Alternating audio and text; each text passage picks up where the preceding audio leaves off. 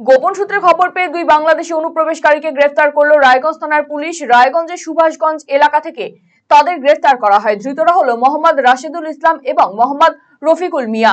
রাশেদুলের বাড়ি বাংলাদেশের কুড়িগ্রাম জেলার উলিপুর এলাকায়।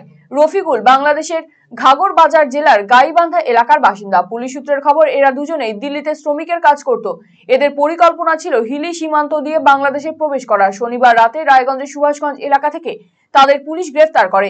রবিবার তাদের রায়গঞ্জ জেলা আদালতে পেশ করা হয়। তারা কাজের খোঁজে এদেশে এসেছিলেন বলে জানা গিয়েছে। হ্যাঁ, বাংলাদেশে কোথায়?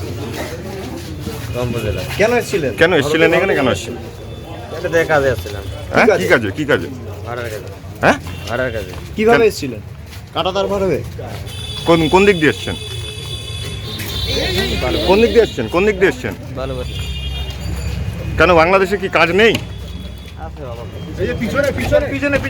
আপনার বাড়ি কোথায়?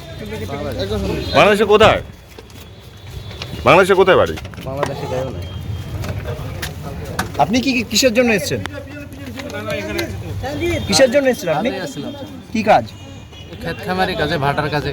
মানে বাংলাদেশে কাজ নেই নাকি? বাংলাদেশে কম কাজ, ওই জন্য।